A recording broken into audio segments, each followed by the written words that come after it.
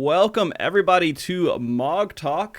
It is episode 262. Today is October 8th, 2022. If you guys are unfamiliar with MogTalk, it's a show based around the Final Fantasy XIV community discussing everything from Savage Raiding to Chocobo Racing. And today we're going to be talking about the live letter that just happened, which there's a lot of interesting things to bring up. And I want to dive into those. Real quick before we get started, I do want to remind you all we are sponsored here by EveryPlate for the month of October. And so if you guys want to sign up, if you have any interest in getting a meal kit, like you're tired of fast food, you're tired of going to the groceries and trying to think about what you need to cook and recipes and all the other crap, you can sign up for this, try it out. It's pretty cheap, and it supports the stream like a lot. Basically, you're paying for an hour of the World Race every single time that you sign up for this. So if you guys want to do that, that'd be great. If not, that's okay too if it doesn't work for you. But they are supporting the stream for this month, so I want to give them a quick shout out. But yeah, let's get into it. Did my mic explode? No, I think my mic's okay. All right. So I want... before we go into it, I want you guys to know who we have on the screen so they're not sitting there awkwardly and you're like, I don't know who the F these guys are. Let's give some context. Llama, can you tell everybody who you are? Sure. I've been playing 14 since 1.0, and mainly I've been doing raiding, in-game content, and coaching new players and how to get involved into the in-game scene. Okay. Sly? I'm Sly. I've been playing since 2.4, actually. 2.3, 2.4. I do a little bit of everything. Raiding, crafting, making money. I run a venue every month. Which I've been to. It's awesome. Yeah, so a little bit of everything. Okay. These guys are both my buddies. I love them. We've had them on the show before. A lot of you guys too, man. Just been here for years, man. Years. Sly. We're also available too, since everyone's gone at TwitchCon. Yeah, everyone else is gone. So I gotta get the bottom of the barrel today. No, I'm just kidding. Scraping. Well, I guess Llama's around. Is he available? Yeah, I guess I'll reach out to Sly. He ain't doing that. He's just playing some anime games. Some Gundam something, I'm sure. I don't know. Yeah, some Gundam. Yeah, something. Oh, no, dude. I'm glad I got you guys on. Yeah. Man, Sly, I think I've known you... okay. We started talking more probably in 2015 when State of the Realm was kicking up. Shortly after State of the Realm. Yeah. And, one of the things I remember the most is bringing you on the show back when Heaven's Word was being launched, and we had that nice little moment of like all these cut scenes of people dying and everything. And I was like, Sly, man, what do you think's going to happen? Are these people going to live? You're like, no, they did. And that's exactly what he said. They're fucking dead. But apparently Square Enix doesn't like to play the death card. Did not like to play the death card back then. They just all of a sudden start doing that in Stormblood. So I was so wrong. Yeah, it was great. I mean, that was the first time I think we had a really heavy death scare going in from one expansion to the next. It was the first expansion, technically, right? A Realm Reborn getting into the remaster of this game, I guess. And but it's cool. And then Todd, I think we started to get to know each other when I was trying to go back and get through some of those raids back in the day, right? Yeah. There was a time you were raiding. I'm available if you want to do some Savage. Hey, it's coming, my friend. It's coming. Don't worry about that. And so, I'm going through just getting back into the raiding and everything else, learning how to heal, which I haven't done since Midas. When I was in A7S being chased around by giant balls trying to heal people as a scholar. Healing with shortage of healers too, let me tell you. That's kind of why I'm doing it too. I'm doing it all in Party Finder, and Party Finder is it's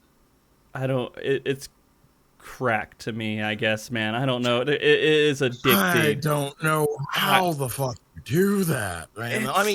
This is for both of you. Y'all have a certain level of trust. Mm. And don't get me wrong, I love my Final Fantasy 14 community. I love y'all. I really do. But when it comes to PF, ever since I would say Stormblood, my motto has just been fuck people. Like, I literally have a link shell called People I Trust. And ever since like, that, oh my god, that resonates with me. And ever since like I've just been running with like statics. So if it makes you feel too peoply, if it makes you feel any better, I'm kind of the same way. Or I used to be back in A Realm Reborn. I created a link shell for all the people who didn't suck that I met in Party Finder, and eventually I made a static with them. Recommend doing that. Yeah, people that are always asking that question, like, how do I get into a static? How do I find a group? I'm like, well, if you met someone in Party Finder that you got along with, or maybe you didn't die all the time with, and you're like, hey, let's raid again. Let's add them to a friends list. Crossword link shell. That's how you do it. Yeah, and I called the group Pro Casual because we were casual players who professionally casual. I don't know. It worked. It rolled off the tongue, just like MogTalk. All right, it works.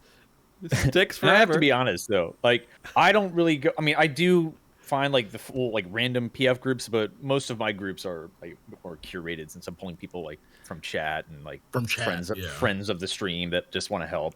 I do my best to hop in a Party Finder before, like, right at the beginning, before, like, stream starts to build up, so I can get in there. Like, I try to join Party Finders if I can, because that avoids, like, that kind of situation. I still enjoy people coming in and playing with people from chat and everything else, but I do want to get that raw experience of just horrible, gross, nasty that you have to try to, like, somehow work together to get a clear with. It's fun. It's fun to do. Man.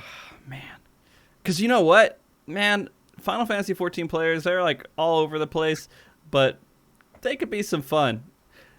Oh, it can be. It definitely creates some nice moments for content. I had one guy that I guess we wiped one too many times. It was a black mage, and all he said was, like, he didn't say anything the entire time, but after like our last wipe, he just typed Lamau, Lamau, Lamau, and then Peepo leave, then left the group. I love it. So that one stuck. So I'm like, what an exit. Man, it's just like seeing people road rage, right? It feels like almost the same thing, dealing with people who are road raging at you, and you're like, what? Like, the person in front of you stops really hard, and you have to stop a little bit hard to make sure you don't hit them, and then the guy behind you's like, Hog, I hate you, flashlights, crazy, everything. I'm like, I don't know what to tell you, and you just could laugh at it because the guy's just... Trust. Yeah. It's like driving. Yeah. Trust. Another place where I hate people. Yeah. You trust that people know what the hell they're doing. Yeah. When they don't, everybody yells at everybody. Yeah. Sometimes car wrecks happen too. So, yeah. Anyways. There's a lot of stuff with the live letter that I kind of went through, and there's a whole bunch of stuff that I want to talk about with it. I thought it was going to be a lot harder to find stuff, but it actually wasn't that difficult, at least for me, seeing some of that stuff. But the first thing we got to talk about is the most important thing, I think, is FanFest, right? But it was the biggest question mark. We didn't know if there was going to be a FanFest at all. We were like, what's going to happen? You know, they really want to do it. We know they want to do it. But are they going to do 3? Are they going to do just 1 in Japan? And they busted out and they said, hey, we're doing a full-on 3 worldwide tour of FanFest. And that was awesome, man. What do you guys think about that? Are you excited? I'm assuming excited. Super hyped. I mean, I thought they're going to give us another digital one just to like play it safe, but like when they announced it was going to be in person, man, like it made me forget about like missing out on all of TwitchCon. I was like, oh damn, like all my streamer friends are there. I'm like, but now FanFest, it's it's like the people we know, like not just like all of Twitch, but like just our Final Fantasy 14 game. So I am super hyped. Yeah. Todd, have you ever been to a FanFest? No. I was planning on going to the last one, but they turned into a digital one. It was thanks to COVID. So yeah, this will be my first FanFest. I've been to the 2014 one, and this is before content creation. This was like really early on for me. And then 2016, I went to that one. 2018, I went to that one. Then I went to the 2019 EU one. Wow. And my face was at least shown on the screen, I guess, for the Japanese one because the PvP video I did for them. And then I was virtually at this most recent one with that one. So like, and Sly got pissed off at me too. Or he got pissed off at everybody on there because we couldn't answer the question properly. But I love FanFest. I haven't missed a year of at least going to like one of the locations, and it is such an experience. Just everyone around you just loves Final Fantasy 14. And they're all, it's not all just like kumbaya Final Fantasy 14. It's people who are just passionate about Final Fantasy 14 who want to be in that kind of environment.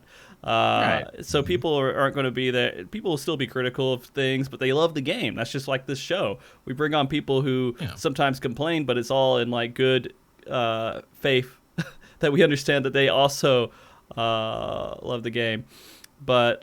And then the Primals concert. Oh man, God!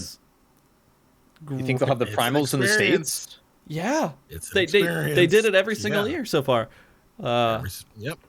Okay. Every single time, and then they've always announced the expansion at the NA one as well. The very first thing they do is they play the expansion CGI video. Ooh. Teaser. Yeah. Yeah. Oh yeah. Yeah. That'll be big. I don't know if they'll do it again. They could. There's somewhat. They might steer off course a little bit for it. I can't see it happening because all the timing with all the like possible patches and everything else. They are. It makes sense that it'll still go in that kind of transition. Because I think when we hit. I think it's about a year ahead they announce it, right? And so we could expect probably an expansion in the summer of 2024 is what I would expect at this point. And then they have the FanFest in the summer of 2023. So yeah, that would make sense. I think that would all kind of work out. But yeah, man, I have so many memories from all these different events. And just like, wow. The thing is with like the casino part, before, it was always in a casino as a venue as well. And so like you had food around, you had all the gambling tables, so you go hang out and drink with people all in like a central place. This is at the convention center. So it will be a little bit different. Like people won't be just kind of hanging around that area. So I'm kind of curious how that's going to work out. Yes, same. But I don't know. I'm just personally glad it's back in Vegas. Like, again, the last one was going to be in San Diego, and like it would have been like I think after TwitchCon, I think, like because TwitchCon was in the same place, same location. So I was wondering how the hell they were gonna do FanFest off the heels of TwitchCon. But I'm so glad it's back in Vegas. Like, there's just like outside the con, there's just so much to do. You're not just relegated to the convention and whatnot. Like, people find shit to do in Vegas. It's Vegas, right? Yeah, I've never been to Vegas. Yeah, I would like really? to. I'd like to pad my little trip, like so I have like a day or two do it before and after the con. To let you know, by the way, Vegas is something you only need to take in for like 2 days. Yeah, and you don't really need to do anything else after that. You don't really need to go anywhere like after that. Like, I'm not really big on Vegas. I'm not really big on gambling and stuff. I just want to go to like a Gordon Ramsay restaurant, maybe something else. I've been to Burger while I was out there, and it was pretty good. Oh man, sounds good. Yeah, and I don't know if I've been to any other really crazy ones there, but usually like just going into the buffets and the casinos are really good. Yeah, I just want good food. Yeah. But yeah, no, July 28th and 29th. They're going to have it over in Vegas. I mean, to be honest, a lot of people are kind of back and forth about that, right? Some people don't want to have it in Vegas every year. They want them to go to the East Coast maybe every once in a while. I mean, be nice for me and Sly, probably. Like for any, but for anything like, example, Twitch or anything like that, it's a logistics nightmare trying to get like a West Coast based company to go out to the East. Mm-hmm. I mean, and where would they put it? Like more than likely, like Atlanta, New York, maybe? Atlanta, New York, DC, maybe. Well, they host Please Dragon don't Con. use I was Florida. thinking they host Dragon Con in Atlanta. That might work. Yeah, yeah. There's places. There's Austin places. would work. places. Yeah, there's places. Yeah. But yeah, having it in Vegas, a lot of the SE guys could probably drive instead of fly. So if they have to drive big assets over there, it works out pretty well. But yeah, I'm happy with Vegas. It's easy for me. There's nothing for me to complain about with it. And like I can drive to Vegas, so it works out. Yeah. It's real nice. Then they're gonna. And go ahead. No, I was going to go on the other fan fest as well, but go ahead and if you're still talking about this one. One thing you talked about was like, you know, our love for like we may be angry at certain things, but we all come together because of the love for the game. Yeah. Probably one of the most like striking moments I think I've had at a fan fest was like just seeing the initial reaction for Blue Mage in person. It was just it was just so apparent. Like you see the first picture of Blue Mage and the crowd is like, ah! And then limited job. No, it wasn't like it was like, huh? It's this whole like confusion, like it kind of died down. It was like Limited. Limited isn't a good word to use. Like it reduces. Seeing that reaction in person was just hilarious to me. Oh God, man, yeah, God, it's so good. So Yeah. many good moments. So Maybe many they'll good do moments. Beastmaster Limited. yeah. Haps is hoping for Puppet. Pup. Oh my God. It'd be fun. I could see Pup. Yeah. Yeah, I don't know. Limited job stuff is neat, but it feels like they kind of just like said, well, we're just gonna leave it the way it is and update a little bit for Blue Mage every once in a while. They don't seem inspired to like they haven't even talked about introducing a new limited job, have they? At any point recently? No. I can't think of it at least. So that one might just kind of linger in the background. I don't know. Well, they can also my prediction is they're going to release one new job and one limited job because they're starting to get way too bloated on how many jobs they have in the game. Yeah. Yeah. Yet the tombstones, remain this small. Yeah. It's really hard to gear up like more than one job. Or if they're going to introduce new jobs, they should make them like fit in line with another job with gear or something else, right? Like so they don't have to make as many assets and go super insane every single time they make a new job and split out that one extra thing. I would say there's the issue of balance too, because that always comes up when you have a new job. Funny thing is, we really haven't had any balance issues with Reaper yet, have we? I don't think anyone uses Reaper right now, do they? I mean, I don't know. They use it. You can clear stuff with whatever. You Of can course, clear stuff with of Reaper, course. but I mean, but in balanced high level meta, we're talking. Well, yeah. it's not like the uproar people had with Astro when Astro first came out, and that was just like a whole shit show.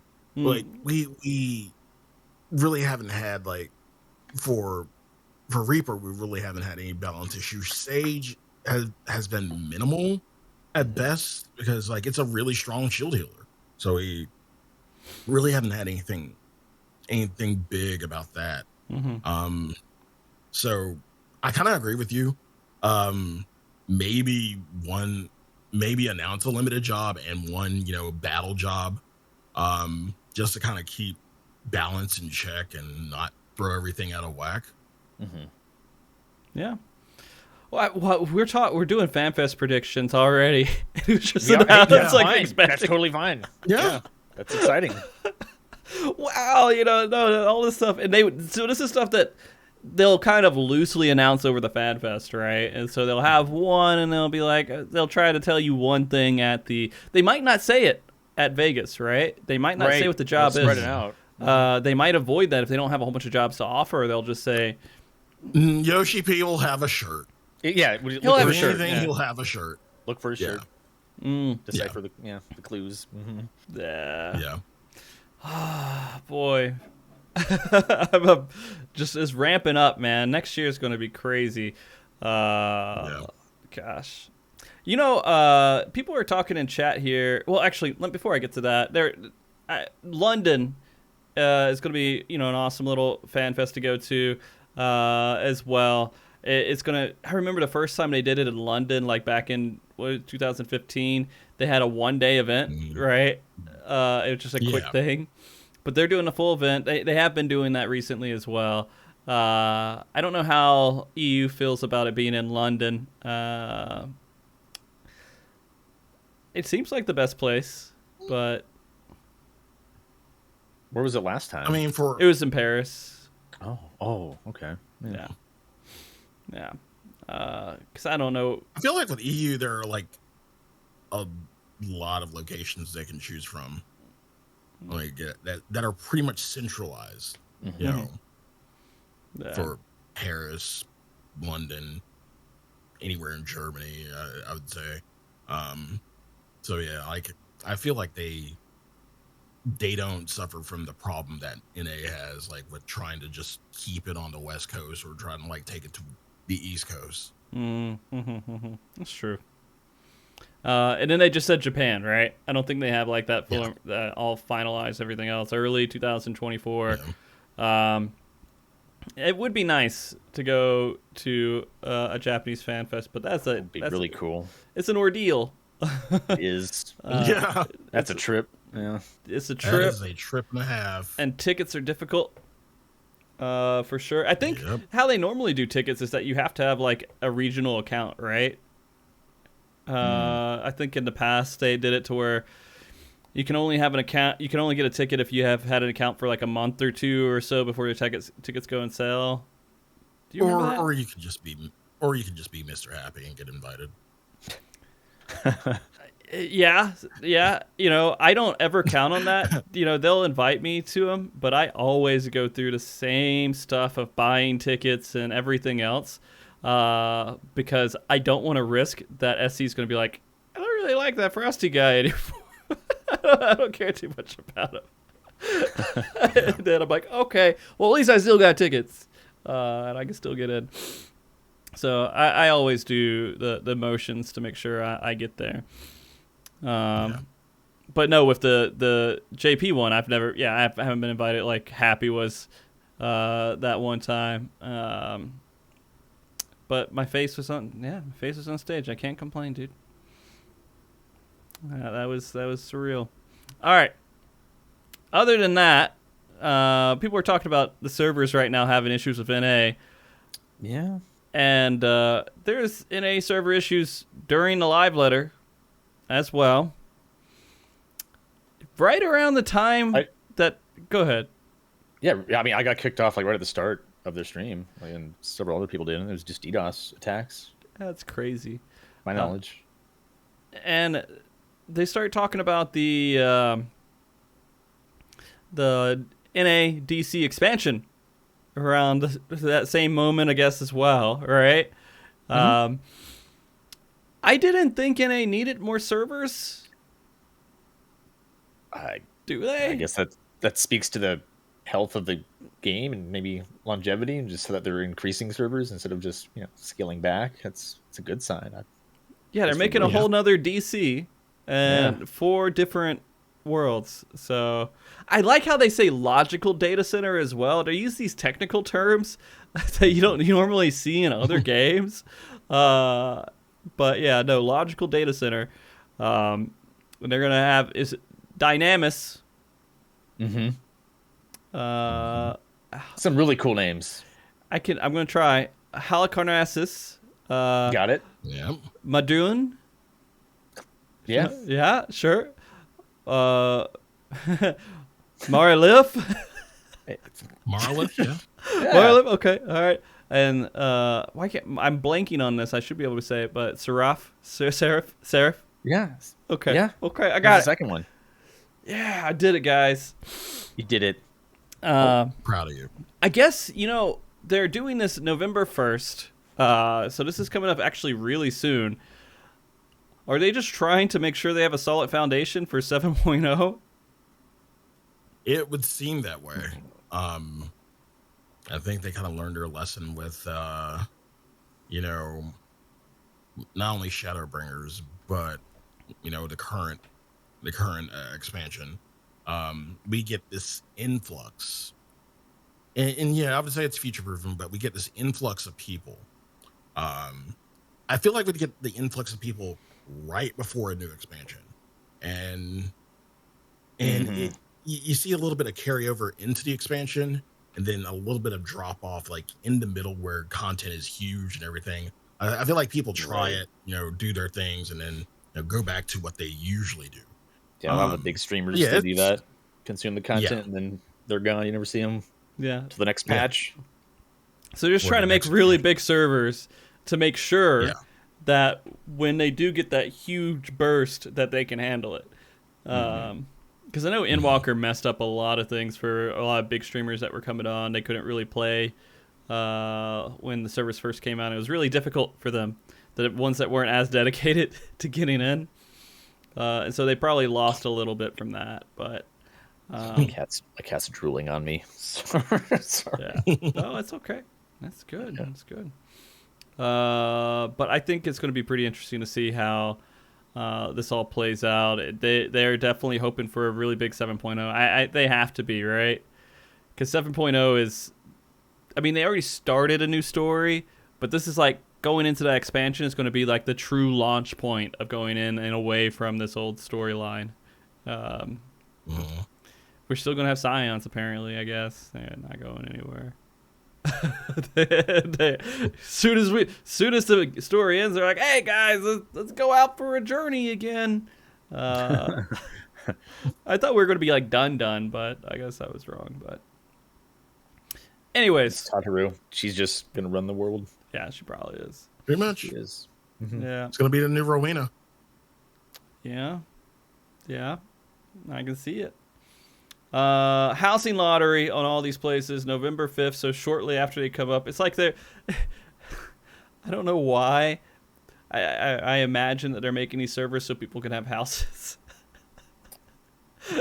That's not it. That's not it, but it's like such a big benefit. Like they wanted to make sure to announce that. It's like, hey, you're gonna get houses because we're making new servers too, right? So please go to these servers so you can get houses. You know, it's curious because they did stuff. What was it? What's the oceanic data center called again? It's Materia, is that right? I think so. Yeah, and it's not very popular right now, is it? Most people ask, they say it's kind of dead. Yeah, and so that has me thinking, right? That if it is pretty dead, how they need to figure out how to get people over to those servers. But maybe this is like their way of trying to like make servers and get people to go over to them. I don't know. Is it that, you know, most ANZ people already have, you know, their homes on JP servers and they really just can't leave? Like they really just don't want to leave those attachments they already have. Like you're asking when you make a server, when you make a data center like that, and like for a specific region, it kind of feels like you're asking a lot of them, even though like we're talking about like a $18 charge just to switch over to somewhere. Like I don't even think it's like $18. I think don't they get like a free transfer for going over to like a new or preferred data center or preferred world? I don't know the logistic. But like it's kind of asking a lot to leave like a lot of ties that they have, even though it would be a better connection, essentially. I would hope it would be a better connection for ANZ people. It's the main draw, I've heard the horror stories about like the high ping that they have, like, and like the lengths they have to go through just to play the game at a decent ping. So, I would hope that they at least get, you know, better connections and whatnot. But yeah, like leaving current connections, leaving current attachments It's pretty difficult. Mm-hmm. You know, I would honestly, they just need to give a mount. For transfer over, you get like a special mount. Then we would bitch about not getting a cool ass mount, and then it's okay. Like, they would have to put it on the MOG store, the Final Fantasy 14 store. Sure, they can do that at some point, but all these people who go to the server will get a free mount. They have to stay on the server for like a month, and then like everyone's will be already be there, and be like, hey, you know, it's playing a lot better, and they'll just stay instead of going back, right? So. Yeah. You gotta pay $18 to go back, but you get free to go back home and get them out. I don't know. There has to be some way to do it. I feel bad because I know they put a lot into it. And it was something that was asked forever, and they finally did it, and it just had a kind of a lackluster reception. I don't know. Every 90 days, yeah, transfer every 90 days. Okay, then I mean, yeah. Even better. Come back. But do it right before a raid release, right? So they have to. They're stuck and they need to be formed up and have all their friends over there and everything else. Yeah, that'd be great. That'd be great. It's messed up, but yeah. Yeah, maybe they should let them transfer their houses too. I don't know. There's different ways. I'm sure there's open houses on Materia. They could kind of figure out a situation there, like get a house credit or something. I don't know. All right, those were some of the couple of general things that they announced around the beginning of FanFest, or not FanFest, stuck in my head at the beginning of the live letter. But they also kind of went into some interesting things about raid and PvP, and they even talked a little bit about Island Sanctuary. There's a couple things they talked about in there. Wait, what? Yeah. What's that? Yeah, that content. Gundam? Yeah, Gundam. Gundam. Yeah. Okay. Oh boy. I'm going to ask you real quick, Sly, if Machinist or Sage or maybe even Gunbreaker somehow got Gundam at like a Gundam type move they could press every 2 minutes, would you play that job? Fuck yeah, I would. Okay. I mean, just give me the G Warrior. Just give me a miniature G Warrior. I'll take that. They should. That would be a lot of fun, actually, if they like made you go into a G Warrior and then they gave you the five abilities there, and you just said, "Screw it, I get to be a Gundam for like 20 seconds or so." That would actually be pretty cool. Live the dream. Yeah. But yeah. Raid stuff, and I don't know if I have this completely organized, but there's a couple things that I just want to bring out. And this was a lot of this stuff, by the way. I will go ahead and give credit, of course, to the Reddit translation Discord, because they go through and they do this every time. I wouldn't know anything that was going off this live letter without them, so I appreciate it. So I pulled what they translated over. The biggest thing, personally, to me, that is pretty vital, and it reads a little weird.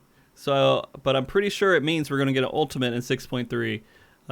The translator response is, I have no idea why you would assume, because someone asked about ultimate, if it was coming in 6.3, 6.5. And he said, I have no idea why you would assume there would be a new ultimate implemented for patch 6.3 and 6.5, but we do plan on creating one more ultimate for patch 6.x series, and we are, developing it right now. But we don't think we will delay it all the way and have it release on 6.5. Gotta say the content for the next Ultimate is quite something to behold. So it's so strange. Something just feels weird about how that's phrased. I don't know if it's just the way it was translated. But he said, I don't know why you would expect it for 6.3 or 6.5. We don't think we'll delay it all the way to 6.5. The expectation is 6.3. Right? Why wouldn't he just say 6.3? If you don't think you're going to delay it to 6.5, when are you going to do it? Sound like 6.4. 6.4? You going to release it with Savage? Yeah. How would that even work? I can't see that being the case. 6.3 is literally the only time. I mean, it's not going to be on 6.3. It'll be like a month after 6.3. But I can't. It just feels weird, and I hope something goofy isn't going to happen with it where they do it a weird 6.4 time frame, or maybe they'll do it late into 6.3, but then that feels weird too because they'll be coming up on Savage that will release kind of quickly after. I mean, to be fair,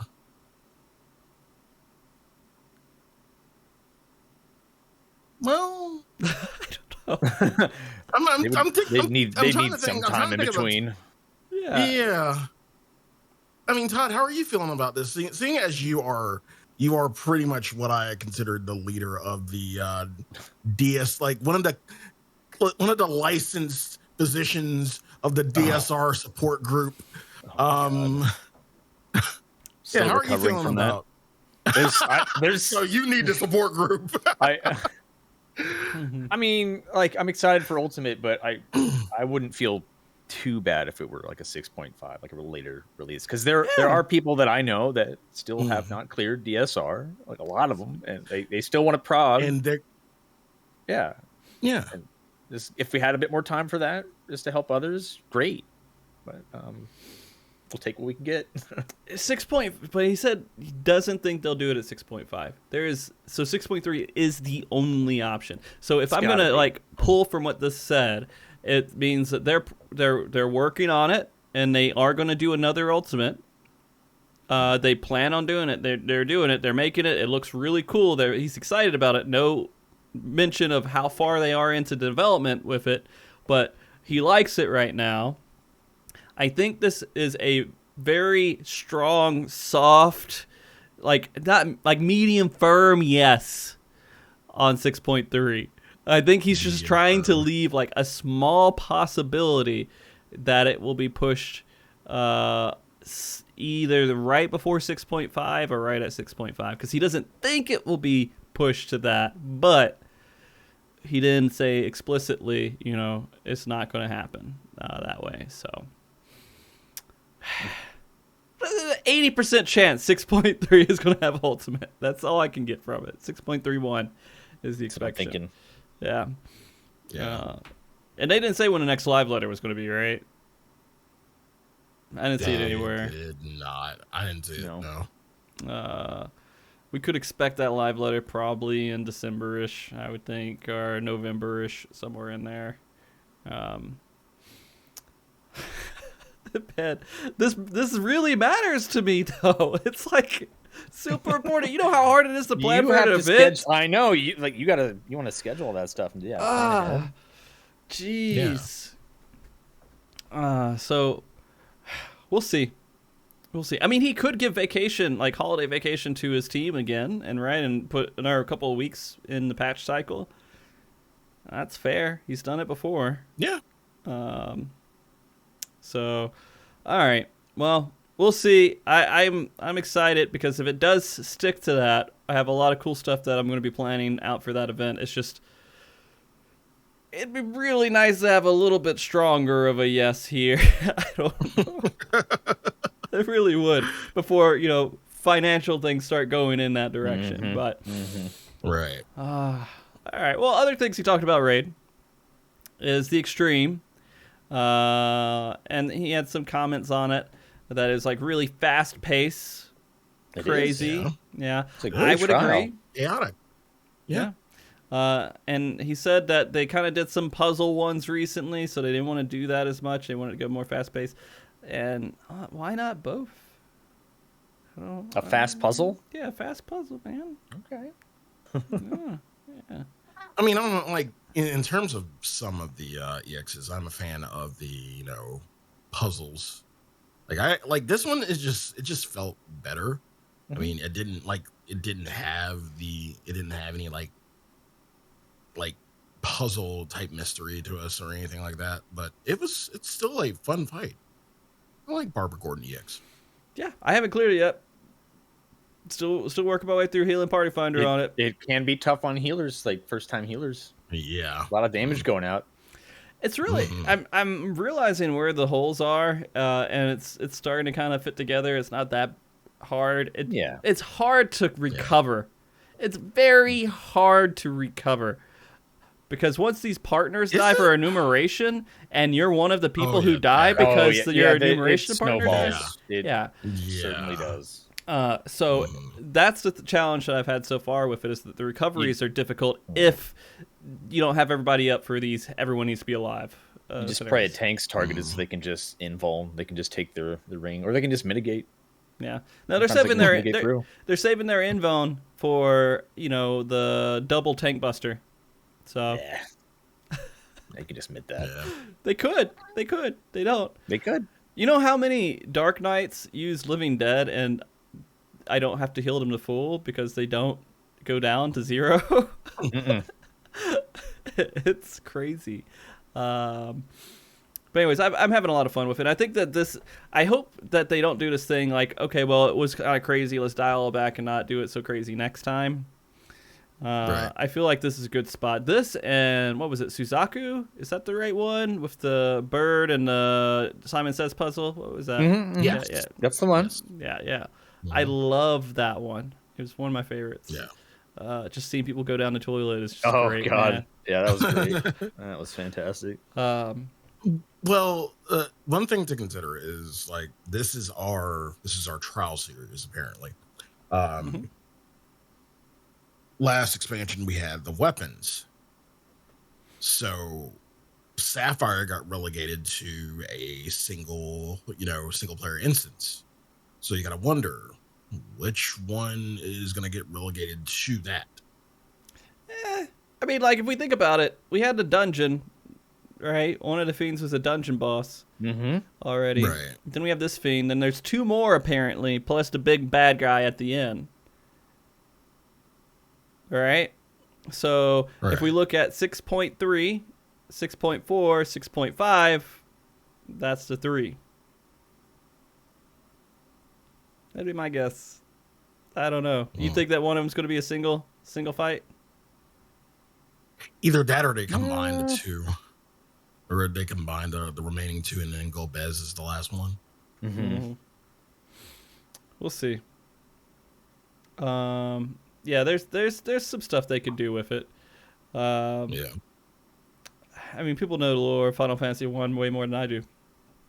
So, is it this? Yeah, wait, 4 or 1? This one's 4. 4. It's 4. My brain, American numbers, man, get all messed up. 6 was 3 for ever. All right. You're thinking of the fiends from 1? Yeah. Thinking of Chaos. Yeah. Jack and Chaos. Did that stuff, right? Chaos. Yeah. Chaos. Oh man. But yeah, 1 did have like its series of 4. The big turtle guy, right? What was the other stuff? Gimbu. Yeah. Gimbu. The big turtle guy, the deaf guy, shadow deaf guy. Try to remember all their names. I can't do it. Don't be mad at me. Hey man, there's some people who've never played another Final Fantasy and that play Final Fantasy 14. So just because you don't remember all this stuff. Yeah, Miz is a good example. Yeah, she's never played another Final Fantasy, and this was her first one. Yeah. Wow. Yeah. All right, so it was cool. I like it. I hope they do more like it. And I'm glad it's receiving stuff pretty well. They also talked about Savage and how they're going to be leaning towards having Savage delayed. I think there's just not been any real negative feedback outside of making a few adjustments, which they said make a few adjustments to it. One would be patch the damn day of raid release, right? So it's not weird and awkward for everybody, and then there's not that weird data lingering out somewhere. Yeah, and in regards to the data, one thing they did speak on in regards to the delay was, we kind of saw that, crafted gear wasn't selling, but there were a few exceptions. And my ass is like, holy shit, was that me? Was that me? It couldn't have been me. My deals were kind of off the market board. That's how people got their gear from me. I made deals off the market board, and I made a lot of teams have their own crafters. You don't necessarily need the market board. Yeah. Right. Yeah. I mean, I bought my shit off the market board, but I don't have crafter friends. Oh yeah, I lonely. mean, people still probably made a lot of gil. Decent, decent gil. Materia was probably better than the actual gear. Mm-hmm. Yeah. I have tons of materia. I got to remember just to let it stack up and sell it when patch is released. I don't need to like be holding. I don't need to be trying to sell it immediately. Sell all the small crap, but I mean you could sell that too at the same time. But I don't know. The main thing I have to worry about is crafter material, just in case I need to meld something. I just hold on to that. I never penta meld. I am so casual. I'm so casual. Look, if I wanna make another 100 million gil the next patch, I gotta be ready. Fair. And then the other thing they said about Savage was that their development team is improving. Right? They're getting better, and that's when they start to say they were able to work with the arena some more. I mean, yeah, they did some arena work. Were you guys? Did you feel that same way with the Savage, that you felt like the arenas were up a little bit from the previous Savage tiers? I mean, I guess 7 is like a more unique one. Yeah. I mean, the rest are just like squares, more or less. Yeah, pretty much squares, but they did some, reflex and stuff. They did a couple of things that maybe. Oh yeah, no, the fights. Yeah, I really enjoy 5. 6 is okay. 7, having tanked it, it was a lot of responsibility. This is also my first tier that I progged on tank. When I went back on DPS, it was kind of a snoozer. It's like, well, I got nothing to do for like 7 or 8 minutes, and then all of a sudden it's there's purgation harvest. The fight's over. Yeah, the fight. Yeah, the fight begins. Yeah, during purgation, and that's it. That's really it. Yeah. Well, I mean, 8's a lot of fun though. I think 8's great. We'll see. I'll be healing in Party Finder. Ooh. You have no issues finding a group. At least that's yeah. I'll have content, no matter what. But yeah, I think that's the main things they mentioned about Savage. They didn't dig too much into it. They a couple of things they commented on, but nothing I think worthwhile that I remember, at least, unless you guys remember anything else. I think that's pretty much it. As they said, their delay's good, some tweaks, and we're happy with our development team. They're improving and becoming better. I like when the arena changes. I think of things like E4S, like when you go up and down, like different heights and shapes and stuff. That's neat. I like that. There's more stuff they could do. I'm hoping they can really kind of dig into some of this stuff. The one thing I didn't add this here, but it's worth mentioning. They're hiring. They are hiring a lot. And like, jeez. They gave us the whole like writer orientation presentations. Like, oh hey, we need more people. So guys, please, somebody come work for us. And it was concerning to me. All right. Yeah. So there's two things, right? They're either expanding and doing a lot more than they are currently, or they got to backfill a lot of positions. Like they have some missing positions. I don't know. I hope it's just a growth thing, but it was interesting when they were like, "Oh, well, you don't necessarily have to know anything about game design. Just apply. We'll see if you like you. You speak Japanese, great. If you speak Japanese and you want to just give it a shot." Oh my god! Yeah, that was so crazy. Okay, I don't have a background in game design. You don't have to know how to write. You don't have to know how to do anything, right? You speak Japanese. Let's get you on board, man. Yeah. So I'm a little bit concerned. I don't know what it means. I'd love to have them answer it, but I don't know if they could ever answer me fully truthfully on that. You should apply and let us know. I can't speak Japanese, man. Just fake it. I could. I totally could. You know what? I could get someone to like lip sync with me, or get some kind of lip sync going, and they could speak for me, and I'll just move my mouth during the interview. Oh God. That would work. That would work. I get invited to Japan that way. Yeah. There you go. That's your in. That's my the door. Yeah. Oh man. I think I'm hoping it's on the side of, hey, they're expanding, they're wanting to do more crazy stuff. They could have some people moving to other departments or something, working on other games, and they're wanting to pull some more people in and kind of, I don't know. There's a lot of different things that could be going on. I mean, creative business section 3 or whatever they're called, they're working on 16 as well. Like Yoshi P is working on 16. Who else? Koji. Koji's on 16 as well. Yes, they're pulling from within. And I don't know if I wouldn't say they're spread thin. I mean, like the game is still thriving. Like 14 is still thriving, obviously. And 16 looks really good. Everybody's like batshit crazy hype for fucking 16. So, I would. Yeah, it's kind of. Man, he I'm joked too. in a Q&A. I don't know if it was Q&A or something else. They joked and they said to name Final Fantasy 17. Like that's something for Final Fantasy 17 in a joke. That's the first time I heard them make any reference towards a Final Fantasy 17. And that copium, I'm like putting it on. I'm like, man, we got the next MMO, at least within the next like 6-7 years, is coming up. Right? Maybe, man. Yeah, I mean, they have 11 going right now with 14 going. You know, they could do another one. Just trying to think of like the time difference between 11 and 14. It's not. Yeah, well, could be. I don't know. Maybe they'll announce it at FanFest. 14. Yeah. 16. Maybe they'll sunset 11 finally, and then 14 will be the new 11, and then 17 will come out. Right? I don't think they're ever getting rid of 11. No.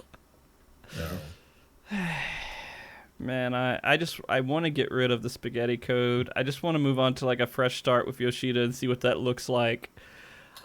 I just want a new social tab and just anything tied to the social windows and UI of this game. It always bothers me. Like that I have to reload my friends list or a window closes anytime I do anything else. I wish that would be updated. Yeah. Yeah. They could do it in Final Fantasy 17, man. They could. All right. So, sorry, I brought that up. The one thing I will have to let everybody know, we do have the Twitch ad incentives things about the roll, I think. So I want to cut to a break and go ahead and force it so we don't cut off the conversation. There's a lot of topics I still want to bring up because, again, this live letter was pretty juicy. I feel like it was a pretty good live letter. So hang around for our short break, and we're go to the bathroom, get a drink of water or something, and we'll be back and we'll dig back into it. Don't leave or I'll know. All right, be back, guys. Welcome back. I'm so sorry for the music issues, guys. I didn't remember that I turned it down, trying to do a nice transition going into everything and all this crap. So sorry about that. You guys got maybe 30 seconds of music before we came back. I didn't want to keep you guys waiting too long. Oh, real quick, again, while we're at it, do want to give a quick shout out again to EveryPlate for sponsoring the stream. If you guys have any need for signing up for a meal kit, this is one I've been using for the last year or so. It's worked out really well. Super cheap, $12. You get groceries cheaper than you would get if you went out and bought them yourself for that first month or first week or whatever. Then some cheap ones after that. It's mostly good for if you don't want fast food for a week and you don't want to go out and try to figure out a recipe and buy groceries at a grocery store. And you just want to leave your house. Yeah. You just want to feel good for like a few my sub notification's so screwed up. Anyways, it popped over his slides. It's like behind his. Yeah, that's funny. Oh god. But yeah, no, it's it's a really good deal, and it supports the channel a lot. Again, it equates to probably like an hour of World Race stream every single time you guys or someone signs up for it as a new guest or customer. All right. That being said, let's get back to it. There's a couple other raid things I wanted to talk about. I need to fix that sub notification because that was really weird. But we'll get it. Let's see. We were on. They were talking about Savage and everything. Then they started talking about jobs. This was the other thing to talk about. Is they said they're not going to do any. Actually, this was clarified later. They're not going to do any adjustments. I think for 6.25, right? They're going to do those in 6. Yeah. Any changes? I'm assuming none at all, right? When we're talking about PvE. There's some for PvP. We'll get into that. But for 6.28, they'll do numerical changes, if I understand that right. And so Criterion dungeons aren't going to have any changes that we have to worry about going into them.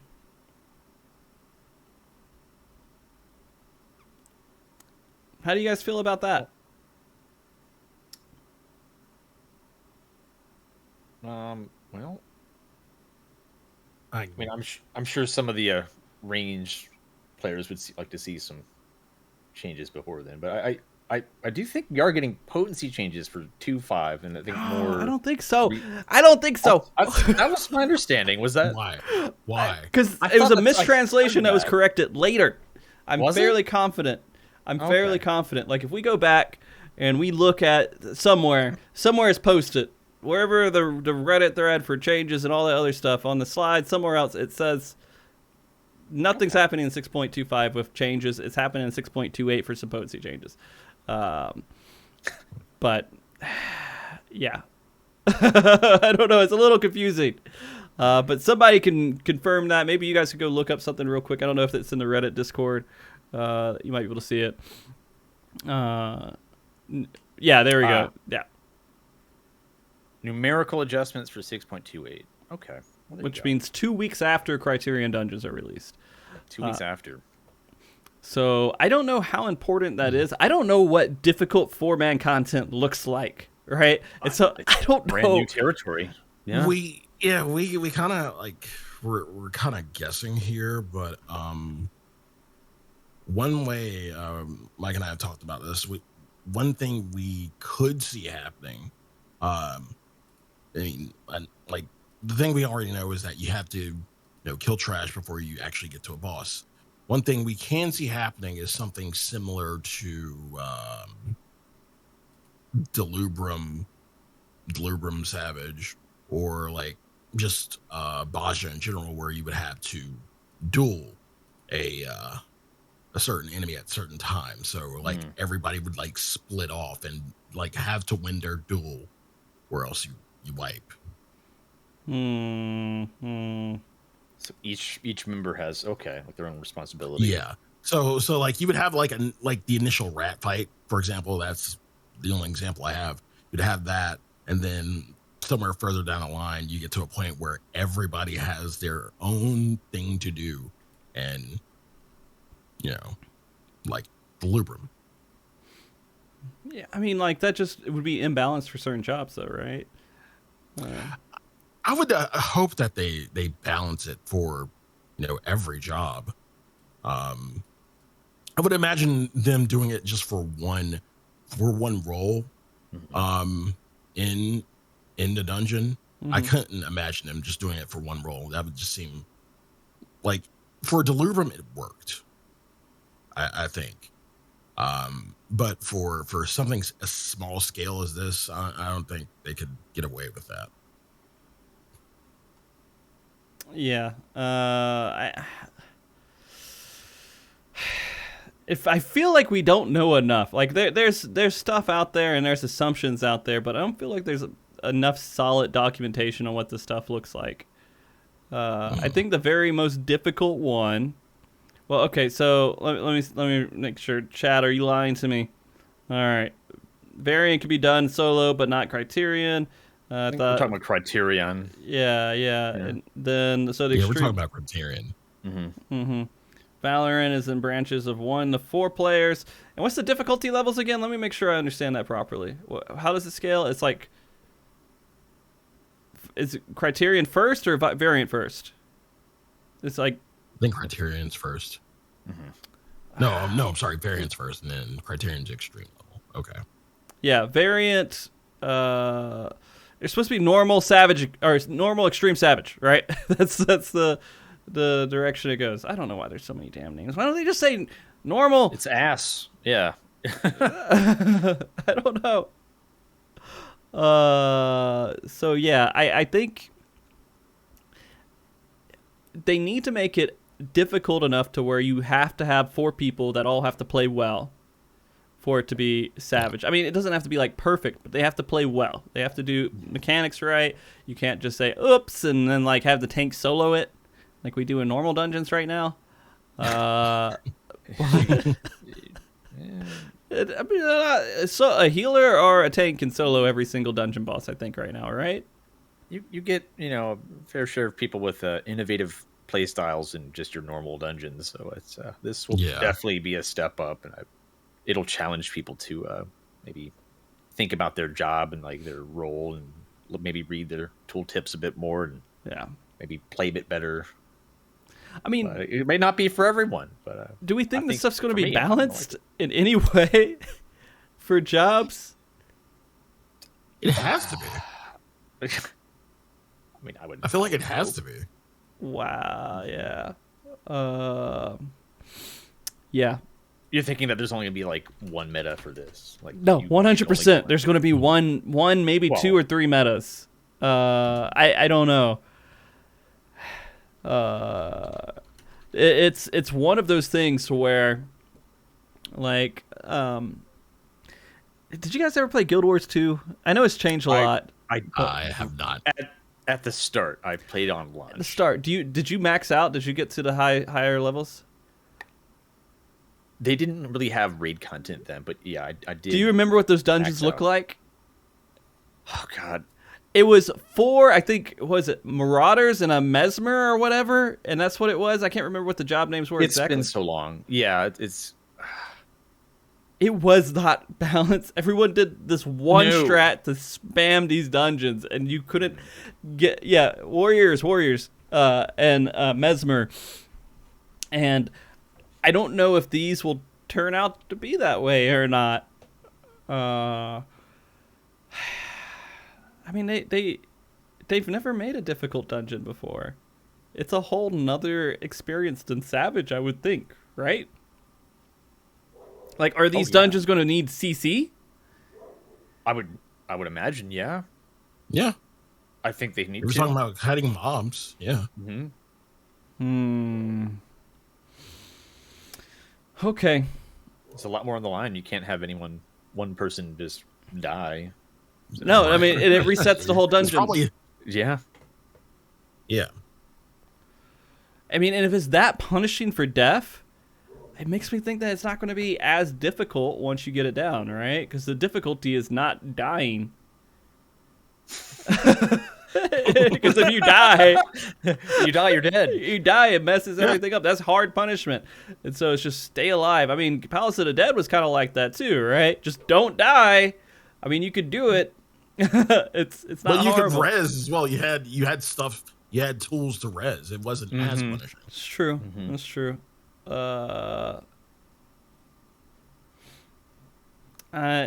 Man, Chasset, you are so negative about this gun. I'm so not looking forward to it. I'm so sorry for you. I'm looking forward to it. I have some sort of this is a new world for PvE players that like to get into hardcore content. Yeah. So it's pretty exciting to see how it'll work out. I mean, it may be a letdown. I've played Final Fantasy 14. It's not like I'm not used to getting let down every once in a while, man. Wow. And it's not... It's not bad. Not everything's not perfect, man. It just is what it is. I mean, you guys remember Eureka? Come on. Or not Eureka. What was it? Was it Eureka? No, Pagos. No, Diadem. Oh, God. Original Diadem. Yeah. You guys remember that? I do. And then they made Eureka, which was better. But Diadem was bad. People were upset about Chocobo Racing. They're still kind of upset about it. I'm personally upset because it hasn't been touched or worked on. All right. You know, there's I would there's really like them to shortcomings. work on it, by the way. Yeah, I would. The Lords of Forbidden. Pet battles. Hell yeah. There's so many things that, you know, we've had these experiences before. We still love the game, right? But some things, they come out, they fumble hard, and SC's like, well, let's move on. And it's done. I don't think it's going to happen with these dungeons, but we'll see how popular they were. Or, yeah, 1.0. You played 1.0, you've experienced the Final Fantasy 14 disappointments. So Sure have. So I don't mean that in like a horrible sense. This is them trying something that is relatively a new concept, and there's a good chance it will fumble. It sounds good on paper. It does. It sounds good on paper. Yeah, and I'm excited to see if it can succeed. It's like watching someone like, you know, dribble, the basketball and then throw it around buzzer, and you're like, man, you only get like a half a second of that, but there's like this whole thing like, is it gonna go in the hoop? And if it goes in the hoop, you're gonna fucking freak out. I would. Oh man. We'll see. But yeah, no job adjustments for this. They're not adjusting jobs for it. They're going to probably what they're going to do, like maybe this makes more sense. They're going to wait to see how it plays out and then make some job adjustments. They're not going to put it all on dungeons because they can't balance completely around these dungeons because then it'll throw everything else out of whack. Right. But they will probably try to give some sort of attention to that. So, I do want to say, I'm going to bring this up real quick, and something that's super consistent within Final Fantasy 14 is like their story and world building stuff, which they went on for a long time in the live letter, a very long time. And to some people, that was super interesting, super amazing. I think it was interesting. I didn't pay attention to all of it because I'm a horrible person probably, but it's one of those things to where you have to give them credit. I can't think, maybe I don't have the experience with enough MMOs to be able to tell you that there has been other MMOs out there that have kept their story in such a graceful state. If that makes any sense, right? They haven't completely fumbled it up. WoW has definitely done it. WoW has, from my understanding, completely destroyed their story and just messed everything up and made it horrible. 14, they've kept that shit together. And they work really hard. And even while it may not be super exciting to read some of that stuff or listen to some of that stuff, you can tell how much work they put into making sure they do like 3 different lore checks throughout the entire process, right? To make sure, is this gonna make sense? So we got to give them that credit. And I have to imagine maybe there is some level of that happening with these dungeons and everything else. Maybe that's why they're hiring so many people. Right? They're trying to stack on these extra layers to have these 3 different lore checks for the other content they're doing. But I don't know, not lore checks in particular, but a relevant situation. Right. Makes sense, like why we're doing this. And I guess like after the whole balancing issue with the DPS and P8S, the door boss, they're kind of on edge about that, right? 1%. They missed it by 1%. All they had to do was get that 1%, and it would have been perfectly fine. No one would have complained or said anything. But it was that 1% miss that threw everything off. It was so frustrating. Yeah, I had to learn Dark Knight like overnight, basically. I'm sure it wasn't that hard. We cleared the door boss the next day when I went on Dark Knight. Yeah. So I guess maybe that is some level of concern for some of the people with Criterion as well. Is that's kind of a scar. Is what recently happened with P8S, but that's the first time they went back. I mean, there's been bug fixes and everything else, but this was a pretty hard, like, hey, it's been like 2-3 weeks, whatever, and we're gonna take the challenge off a little bit because it's too much.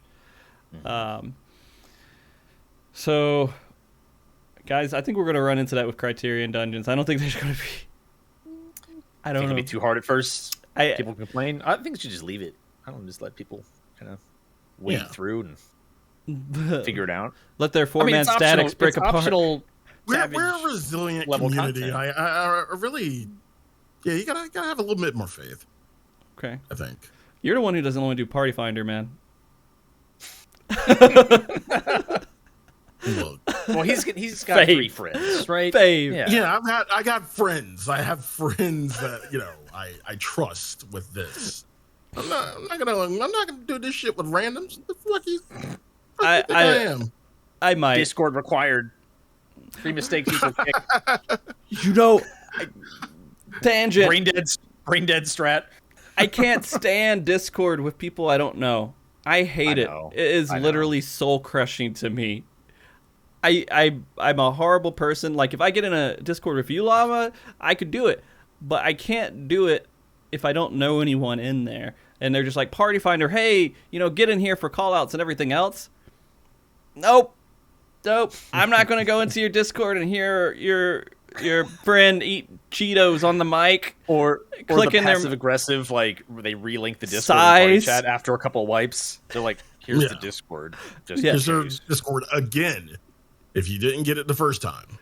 Literally, when people say that, I tell them, nope, I'm out of that. I mean, I understand if you want me to get out of party. I'll jump the fuck out right now if that's a requirement, but I just won't do it. I remember one random, this was back in like Eden days. I remember there was this one random PF and they required Discord, and things were going fine, but like a couple people weren't. Like, I think this was the birds, so the birds fight. Mm. And which birds fight? There's so many. There's a lot of birds out there. You talk about O7S or E7S? Yeah. E7S. The bird balls. Yeah. Okay. Yeah. The Birdito. bird balls. Mm-hmm. Yeah. And like there was this one dude who was actually doing like shot calls, and he was like doing it perfectly.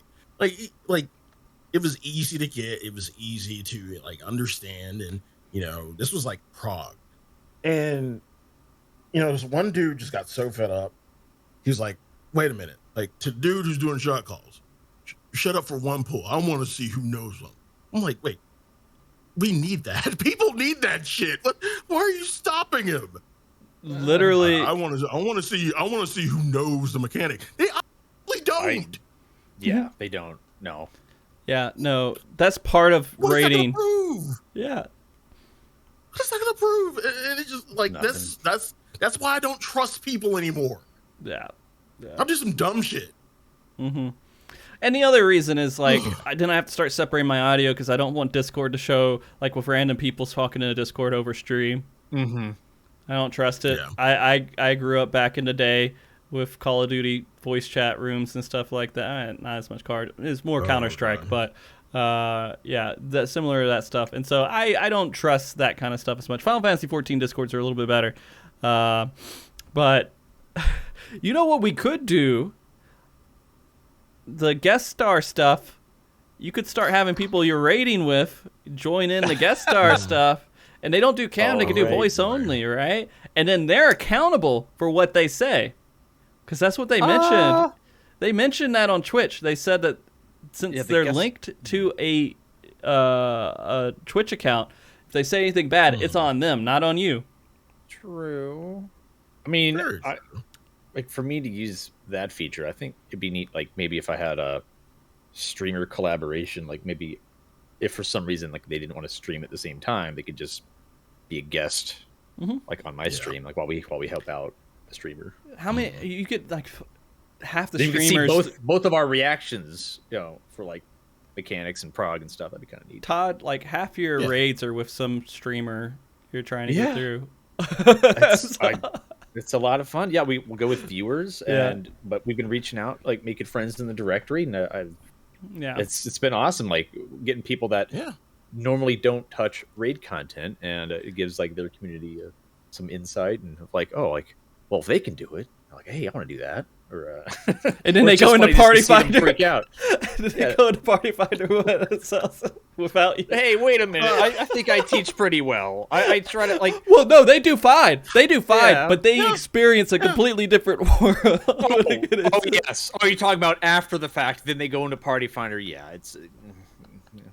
Could be I gotta say, rude Todd, awakening. you and Ren, y'all are fucking saints, man. For what y'all do, you're a saint. It's fun, dude. Hell, They're saints. They're enjoying this shit. What are you talking about? This is fun stuff to get people through. Man, like they're like they've gotten a whole like generation of like newer players who haven't touched raid to get in and feel confident about raid, and that's something like that's an accomplishment. That is a hell of an accomplishment. Like, it is. Shout out to you, and shout out to other Todd too, who. Again, other Todd. If you don't know, Todd. Of course, he's been a mod. Yeah, Shout out to him. He's such a good dude. Here. He's the guy. Long story short, like before this tier, like I'd gotten to a new static, and we haven't even gone in yet. Todd's like, hey, Sly, you wanna see Savage real quick on a random Sunday? I'm like, sure, and. I kid you not. It's like giving a kid a rifle and sending him to Nam and telling him just to stand there. That was the exact experience I had. Like, stand there. Okay, go here. Okay, go here. Like, fucking P6 was just so. Oh God! Like, again, I have PTSD of that day, but like. He's a good dude. He's a good dude. He just gave me PTSD that day. Well, I'll let you know, like back in the day, and the reason I even said that is because it does feel so good to get people through content. It feels so gratifying. Yeah. It's very rewarding. Like back when A Realm Reborn was out, before content creation, I'd make T9 parties. Literally, whatever status, wherever they were, I would make a party, and whoever joined first, I would start molding it around their experience and just keep going and try to get people as far as they could. Even if we didn't clear it, just seeing that progress and seeing you go to those next motions, seeing people learn and execute, it feels really, really good. The only thing better than like being there for the clear and like helping someone, that's awesome, right? That moment. But learning later on that they're paying it forward and they're helping others. Yeah. And, like, or they're leading a static or something like, hey, you helped me get into Savage, and now I have my own group, or we cleared Uwu, we cleared UCOB, or we coached some people through, first couple of Savage fights. I'm like, hell yeah, that's awesome. It's so good. Anyways, okay, we were talking about jobs. On this point, they were actually talking about implementing a whiteboard feature of some sort. I don't know exactly what it was in reference to, but some sort of whiteboard feature where they could do strat planning and everything else that would be in game. Yeah. Okay. I'd be down for that. That'd be really cool. Okay. We're saying this, but we have the duty recorder right now, so. I actually haven't even used it. Take it with a grain of salt. Take it with a grain of salt for right now. Okay. Just calm down. Yeah. Like it may not be what you think it is, but it sounds good on paper. But like again, we said the same thing about duty recorder. Like, yeah, this is gonna be good. We can analyze our fucking wipes, see where we went wrong, and look where it is. I think level we in the tools are already there. Point.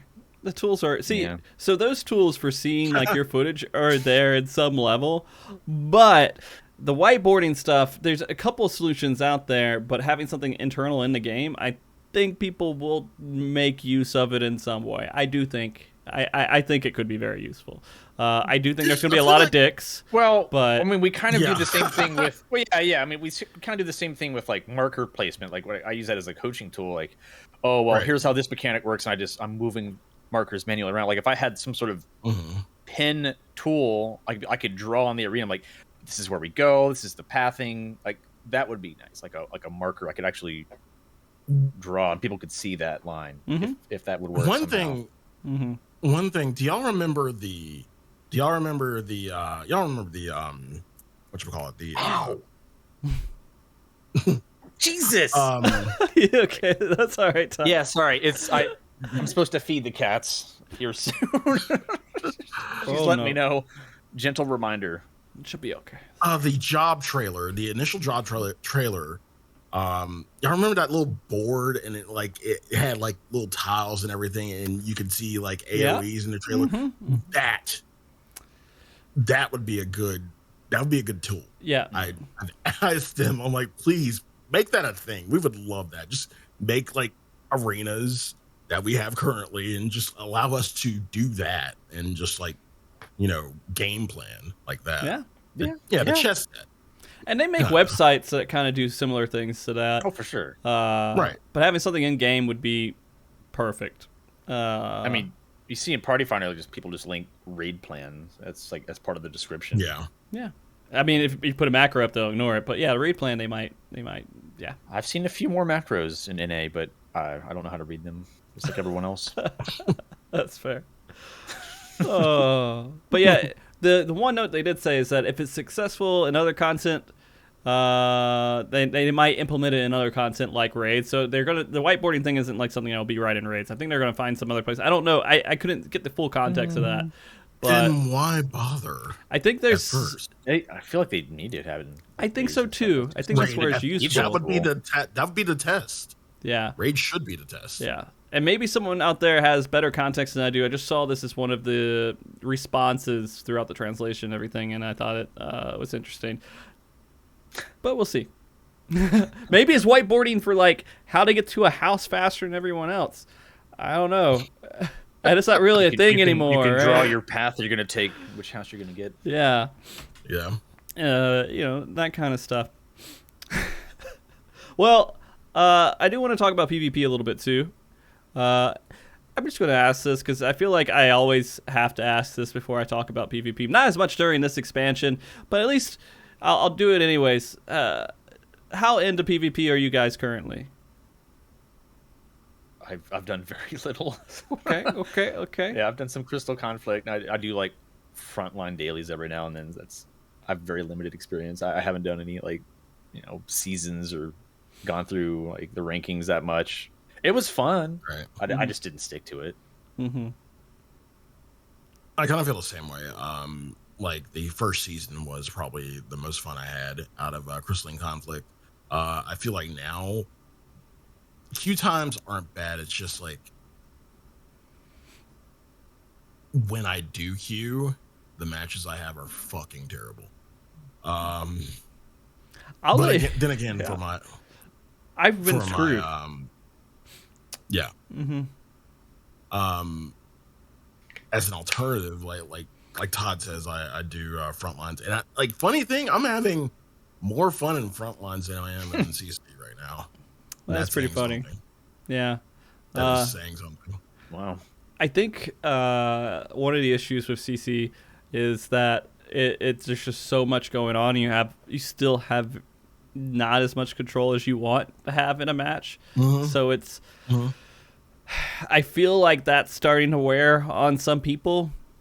Right. I don't know. I mean, it's hard to say what the right answer to fix that it was, but like not having as much control and people be able to jump on you and kill you immediately just kind of sucks. Well, plus I saw some of like the leaders like just outright cheating, like in the ranked matches. Oh, there were some, yeah. Yeah, it's, kind of takes the fun out of it. Now, Frosty, let me ask you, because you are the PvP guy. Do you think... Please. I mean, I like it, but there are people out there way more invested than me. And I like commentating... Go ahead. Sorry, I keep interrupting you. No, you're good. Yeah. Do you think the reset to... the resets of the ranks after the initial season was a good thing for them to do? Yeah. You think so? Why not? I mean, I would have been okay with the degradation had I not done anything. But to go down and have to like fight through the dregs again, they're like, it's horrible. Terrible. It's horrible. Terrible matches. Terrible. Like we've done the work. Like I'm assuming each one of us got in the crystal within like the first season, right? I didn't because I didn't play the first season. Funny enough, because I was dealing with a baby at the time and I was completely locked in. But I did. I caught on at the end of the season, and I caught on a couple things that were going on then. And now crystal is probably like very hard to get to now. Right. So crystal. Yeah. It used to be there's more people who were crystal than people who weren't crystal previously. Right. But now it's different.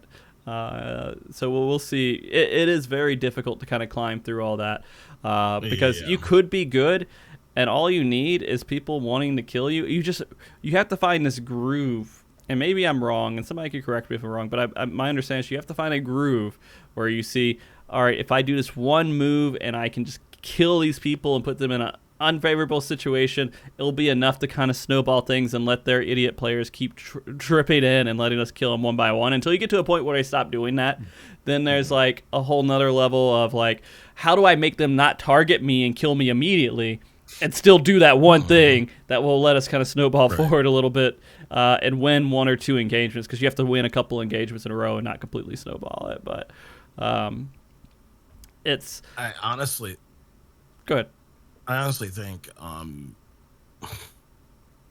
we would benefit from having a general, deathmatch mode, because that's how people play anyway. Like I just call it conflict, crystal sold separately, because that's how people fucking play. Like they don't understand that a crystal's there. I'm like, and I'm half the time I'm dragging it by myself. I'm like, where the fuck are y'all? Yeah. And they're like in the back of like where like the back of the map, and shit's going on. I'm about to get fucking Wu-Tang by like 3 people. Well, to be fair, sometimes that is the right move. Like if you can get a good engagement and outnumber them, then that's the right move to just leave the crystal, and get them into an unbalanced situation to where they can't approach you while you push the crystal. And so there's a certain way to have to handle it. Although I'm assuming most of the times that you deal with it, they don't even look at the crystal and they're just doing team fights the entire time, and the crystal never makes any progress your entire match. they are literally on the objective. Yeah, they are bloodthirsty. Like they will Tom and Jerry somebody like halfway across the map just for a fucking kill. And I'm like, okay, I mean the kill's fine, but come back. We need you. Fight on the crystal. Do that shit here. Don't go through hell and half of Georgia. Yeah.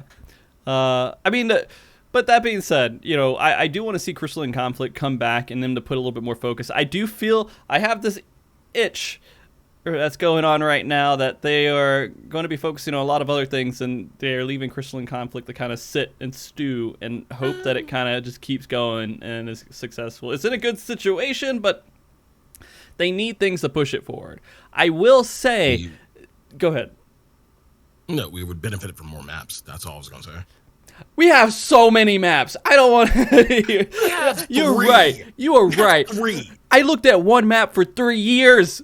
Sly, we're doing really good right now. Wow. We're doing great. I would like to see more maps, but I can't complain a single bit about having 3 maps to go through. So I'm okay with that. What I would like to see is more attention community-wise, or officially into the community-wise.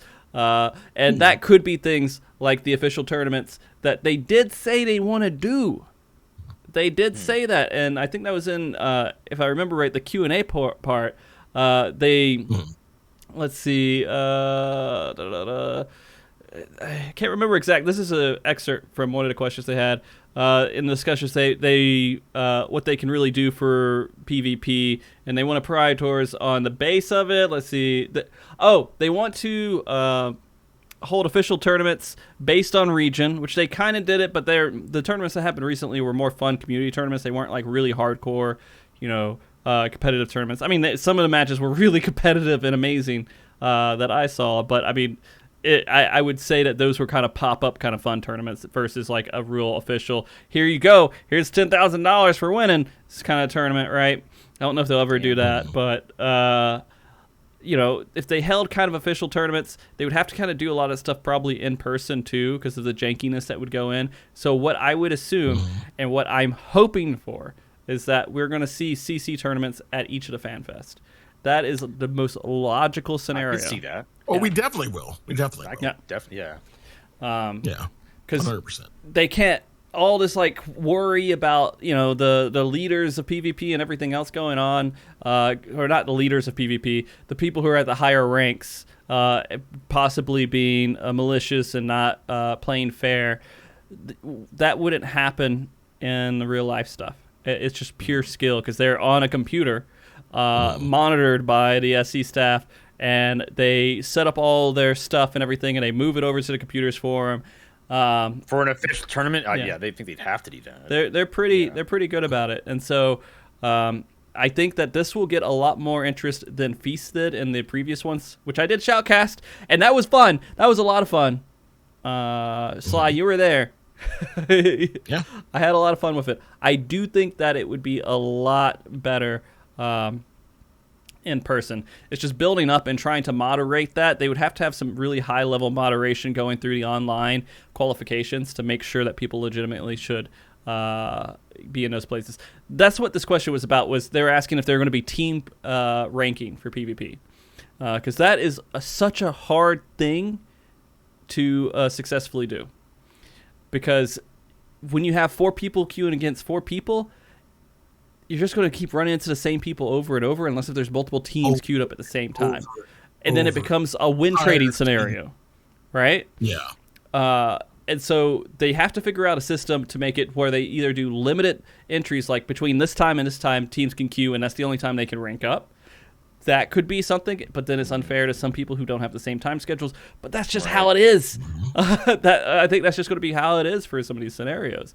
Yeah. And I think that's the only way they could get decent qualification. And then they have to have those matches scrutinized by GMs and everyone else to make sure everything was legitimate in those teams and those matches. If they could do that, then we could have some really player supported and everyone's excited for official events at the FanFest. There's 2 things that are going to I think no matter what, there's going to be CC at the FanFest. It's going to be part of the event. One is if it's backed by the community, they love it and they want it. The other is if it's just a goofy tournament they're having fun with that kind of worked out, which is kind of sort of how Feast worked out. I'm hoping they get the whole community behind it, backing it, and wanting this to happen at the event. And that there isn't any of that weird stuff about people being upset about the state of PvP and everything else. So, sorry, you guys got me talking about PvP. Fucked up. That's okay. That's okay, man. Glad to see you excited about it. Yeah. And all I wanted to do was talk about them taking cover away from Paladin, to be honest with you.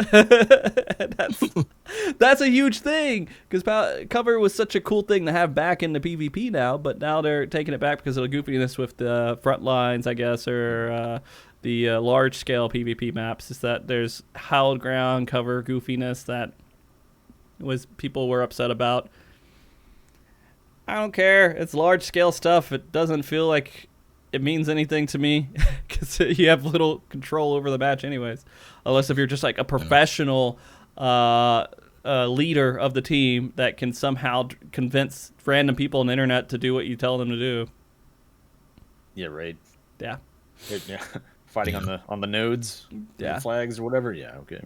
Yeah. No, we fight in the roads. Yeah. But I mean, what do you guys think? Do you think that if they could possibly make CC into something that wouldn't be like what Feast evolved into? Yeah, I mean, if it got more regulated, sure. Okay. I would love to see it at FanFest. They just need Square Enix has to invoke confidence within the community, right? That's basically all. I think so. Yeah, I think so. We had that initial confidence, and I think it can stub on something pretty really good. Again, I just think you need to throw more support around it. Like, have really, honestly, I think like one of the things we should see in that live letter is a PvP section. Like we talk about we get these sections about building story and things like that, we would do for some PvP transparency. Yeah. Like the direction that they're taking and what they're thinking. Yeah. All right, yeah. They have a head guy for story, right? They're like, this is our story person. Right. Or head lady now, actually, right? Who's the person that we all kind of look to. I mean, Koji's still kind of that person, too, in a way. We need a head rating person, and we need a head PvP person that we always look to, right? That discusses the stuff. If they want to grow it, yeah. Those are the things. We have a head music person, right? So I think that would go a long way, even if it's like just a representatives on the JP developer team that came out and just said their pieces and said, hey, we hear you. This is what we're hearing. These are our responses, the best responses we can give you. Instead of Yoshida having to do literally every single response to every single thing the community says. I feel bad about that. And then we could point all the blame on one person if something messes up. I was that dude, right?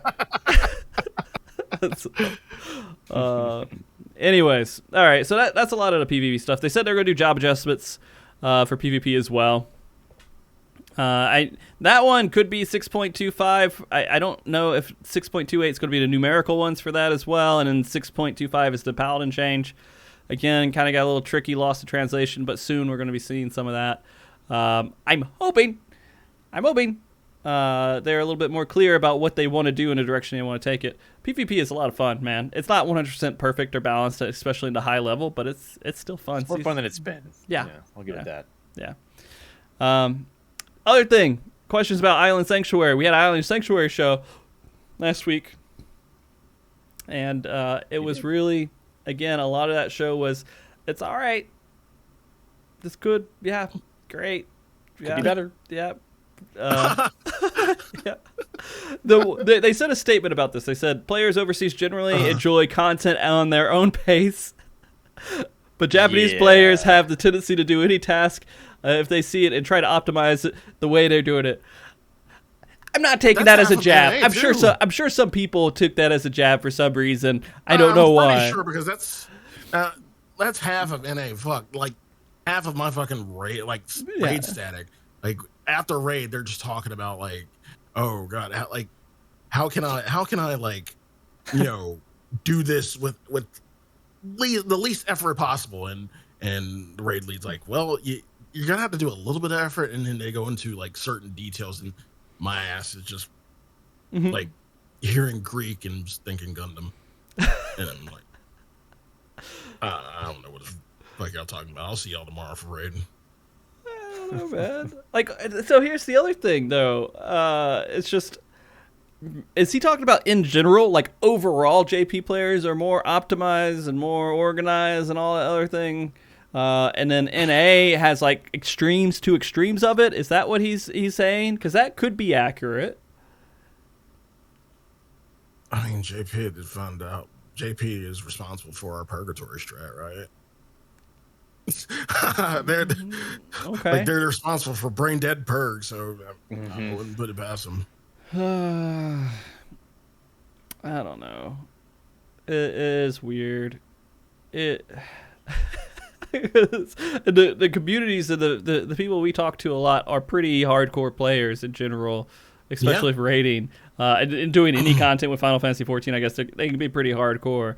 I mean, Sophia got like what for day one rank 10 island. It's just, even though that was just clicking sand over and over again, I'm sure, but was it really day one? I think it was day one. Maybe I was wrong. I think it was like really, really quick. He would have to clarify that for me. I'd say a week, but one day. Really? Yeah, rank 10. Yeah, you could look through his tweets and then see what, because he posted it up there, rank 10 at some point. Lots of people did the grind like first day or something, first couple of days. I'm doing a very, very leisurely stroll through my island. I'm taking my time with it. Yeah, there's no rush. There's no stress to it. I mean, and the biggest thing that with the island that was an issue with me, it exists, but it doesn't. The stuff that you do outside the game doesn't matter in here, and that can be fine and all. But I'd like to say some of the cool things I've done in the game also affects other parts of the game. because that gives you a feeling of accomplishment in some way that you keep seeing your accomplishment in other places. So I think that would be cool. But this is just like a whole fresh, like, you're just off on an island away from civilization, doing your own thing, complete peace and quiet. Sure. But I don't know. Yeah, and Sly, your thoughts on Island Sanctuary and the stuff that you've done with it so far? I've done the initial, like, get to the island, have the mammoth talk shit to you and tell you to go, beat up a few trees and get some wood and get some like the sand. tutorial, basically. Yeah, I've done that. I'm starting it next week because I made it a September goal and we met it. Oh, so yeah, nice. Yeah, I can't say you've been missing much, to be honest with you.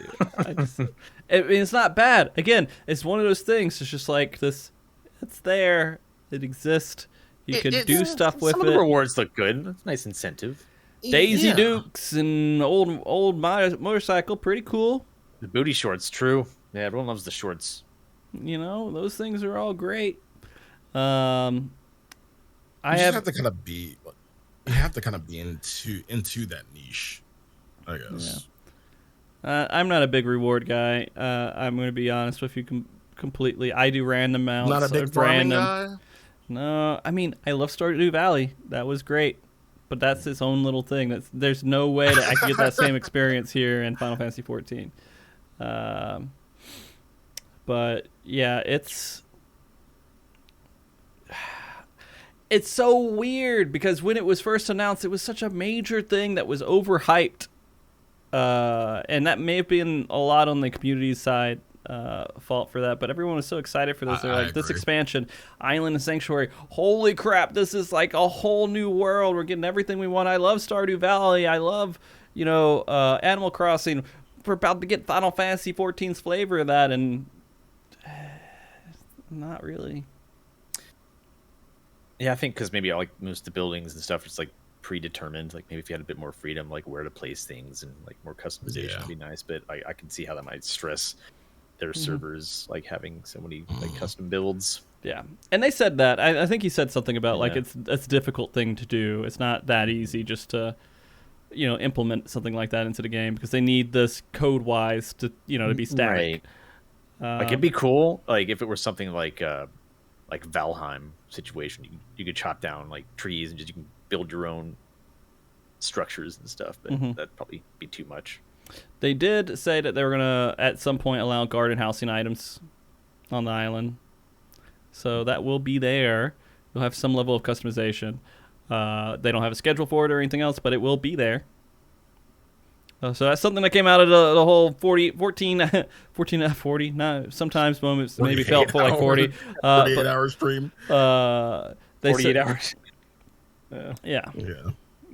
They're trying. That's right. They're trying, but they are working to do something to make it more customizable. And then that's about it. They did talk some stuff about feeling the need to fill up an empty schedule.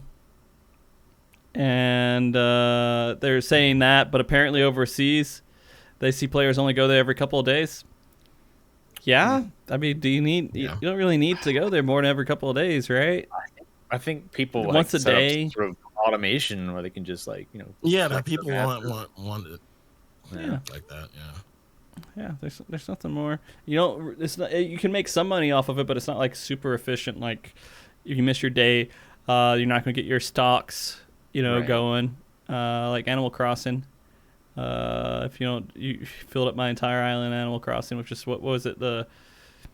What's that vegetable? That was the stock turnips? market. Yeah, turnips. Yeah, I just filled my entire island with turnips, and it just like sold. Oh man. But yeah, I mean those are the most things. That's pretty much all they went into. They had a couple other things they talked about. They were also saying that glowing weapons, they're starting to get into that, and they're worrying about this upscaling of how do they improve even more and more with weapons when they do so good and they start glowing. Eventually, we're going to be a big bright light, I guess. I don't know. And they is that in reference to I think it was the fairy weapons. The titanium weapons. Yeah. Okay. Yeah. Yeah. Well, even like the new savage weapons. Yeah, Todd. You have quite a collection of glowy weapons. I mean, you cleared every ultimate, so like, I do. How are you? How do you feel about like weapon glam and things like that? Are you big on it or? Oh yeah, I mean, I typically glam to an ultimate or something because I just love the effects, and I actually kept the current glam or the base appearance of the savage weapons because I thought they have really cool effects, and I mean, I think you see that with most of the player base that have gotten like raid drops, even normal raid drops. You see like the tanking pieces with the big like fiery ring or the shoulders like that. It kind of reminded me of like pauldrons and stuff in WoW, like the big glowing effects and stuff. I don't mind it. I don't mind it at all. I didn't realize that people might have a concern over this. Well, I mean, there's more to development team, or is it like no? It's people like slowing down their computers or something. Or, well, I mean, possibly it is because people were asking to have it an option to turn it off as well. Okay. And apparently that's more complicated to do that, and it may make them look kind of plain without the glow. I think they're built in mind to have the glow, so it might be kind of weird to not have the glow with them. Yeah. So we'll see. Go. You can do whatever. Oh, you're just wait. Okay, you're good. Just got home. Oh, okay. Hey, Mrs. Llama. They say, "Hey, Mrs. Llama." Yeah. I think that possibly there is a concern with that. Like, you're gonna have so many items, not all of them are gonna look really good. I mean, I'm gonna be honest. There's some days that he shows the pictures on the screen, and I'm like, all right, that looks like gear. I don't get excited for it at all. You don't get excited over gear or anything. You're not part of like the end game that is glam. Well, I mean, there are certain things that I'd be excited for. That is the true end game. I don't glamour anything except for my helmet piece. That's it. Buying a house and decorating it, and also glamour. Those are the two things. Glamour. Glamour and housing. I am the oddball weird person who plays Final Fantasy 14 that is not like super into glamour at all. Oh, I mean, I know people, they have glamours like each instance, like they'll change, or if like we come out and like do another lockout, they come back with a different glamour. Or like even between pulls, they'll just switch to something to have it, in their bags. That's or something. Crazy. I pick a glamour for a raid tier, and maybe something else if I see something like on the Mog station. Yeah. But, every once in a while, I'll look at my gear and I'm like, it'd be cool to have that. Let me just get it real quick and I do it. But it's never a big point. I rarely look at my character. Rarely. I like the streetwear that they came out with. That was really cool. Oh, the little spy gear looking stuff. Oh yeah.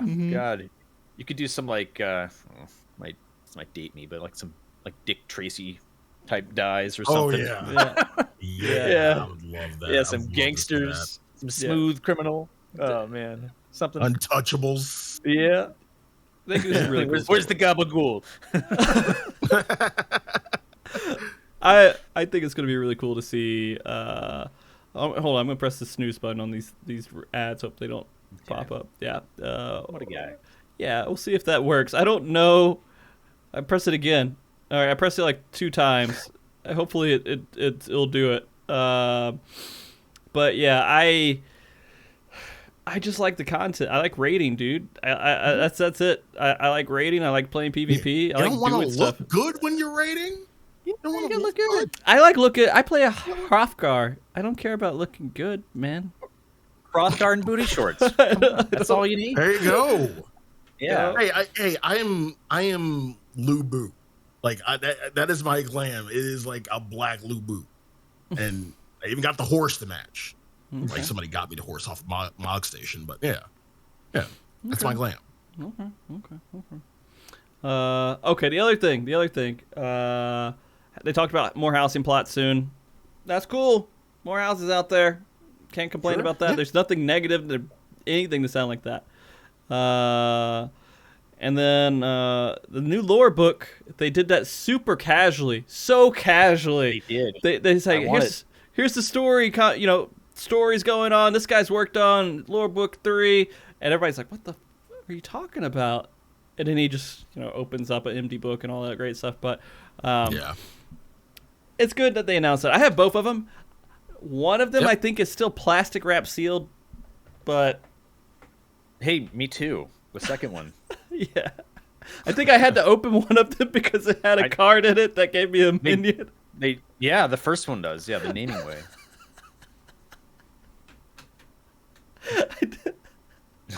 I didn't read it at all, but I like having it. I like having it in my possession. I really do. I looked at some of the pictures. Dude, are you? I do love the story. I love the lore and everything else. But I've just never got into a position to where I was like, I want to just go through this book and read everything. Or I had time where there was multiple things in front of me, and I'm like, I could do any of these things, and lore book was just never the winning option out of the things that I could do. And so, I do enjoy all that stuff, but there's other things I enjoy more. That's all I got to say. I like the feeling of having a book like that, though. I have like the Zelda, history of Zelda stuff. I have that as well. Yeah. I have a Pokemon anatomy book. Yeah. Right? I got all kinds of just cool, goofy books like that I just like having and just opening and looking at every once in a while, but I'm not going to go through the whole entire thing. I got Anonymous to help me out with that stuff, so. The guy is one of my favorite people in the world. But yeah. But I am excited for it, and I will probably get it. I'm definitely getting one. It'll probably go on my shelf. We're all definitely gonna get it. Yeah. Okay. Then, story creation stuff. We talked about how that was kind of cool that they did that. But it's, I have to make sure I'm just watching Twitch. Don't do it. Don't play it. Don't do those ads. But they, it was really cool to see that. But most people kind of halfway tuned out or whatever during that whole scenario because everyone else is kind of looking for just updates for what's coming up in the next patches and exciting stuff like FanFest to be announced, right? Right. And they said exactly what was going to happen. And Twitch chat's just dumb. Man, sometimes, and not my Twitch chat. Twitch chat, he is wonderful. You guys are amazing. But in the Final Fantasy 14, Great save. Final Fantasy 14 channels Twitch chat is a bunch of random people being like, also chat every plate. Yeah, every plate. You guys should do it. I mean, thanks. I appreciate it. I don't think there's a requirement for me to do it every hour. But yeah, every plate, guys. You should sign up for it because it supports the stream. And if you're tired of, you know what? And get your food buffs. You get your food buffs. If you're tired of fast food and you don't want to have to think about putting a recipe together and going to the grocery store and wasting all that time, you just have some stuff delivered to you with recipes on it. Try it out, and it's a huge support to the stream. There you go, every plate. Thanks, Todd. You're very welcome. Hashtag ad. Yeah, hashtag ad. Guys, you can tell how often I do sponsorships here. Look at Todd here with the sellout mode. Let's go. Yeah. The channel's never going to get sponsored again. But yeah, no. Thanks, Todd. Then we talked about the increased hiring. I know the guy is coming back. Guys, did you know that? Guy is coming back. I had no clue it went away. Oh, okay.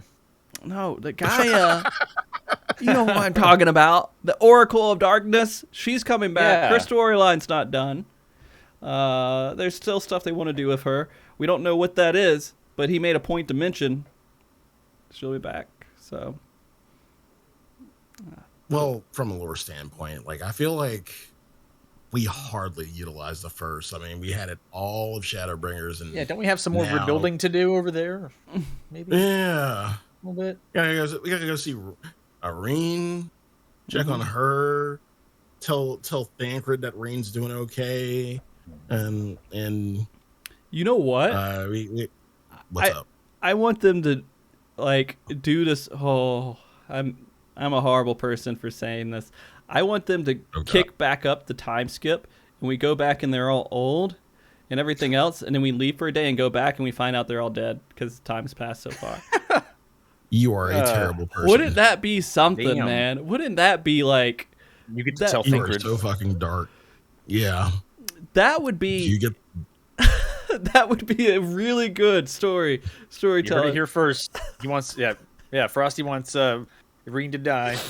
I want. They'll have a happy life without us and Gaia. everything else, but that's just how the way the world works. The time stuff was happening before us, people lived and died in a range we just didn't know them at that point, right? So it's just kind of is what it is, man. Well, Ishtola is trying to figure out a way to, travel through shards, and so I think, from a lore standpoint, as consequence, we would be able to go back to the first in our own bodies eventually. Maybe. Yeah. We'll see. Yeah. We'll see. I said that, and then I start to get PTSD from the one time I mentioned on Twitter. I was like, "Hey guys, who do you think is going to die in the expansion?" And then someone said Thancred, and then I got blocked and yelled at, and it's like, "Who do you can't say that stuff?" And they're so mad. Why? Because there's somehow a question that I asked insinuated that Thancred might die. It was so horrible. It was so horrible that person has apparently heard it enough times to where they just can't take it anymore. People thought the twins were gonna die. We did. I don't know if anyone had been upset about that though. Well, I don't know.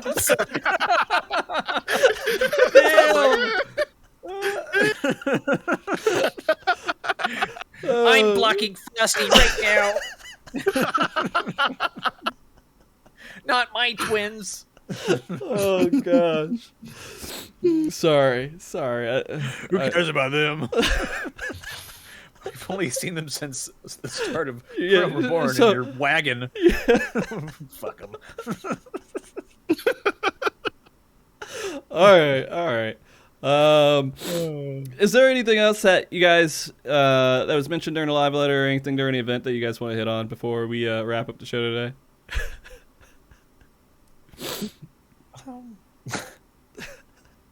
I think I'm all right.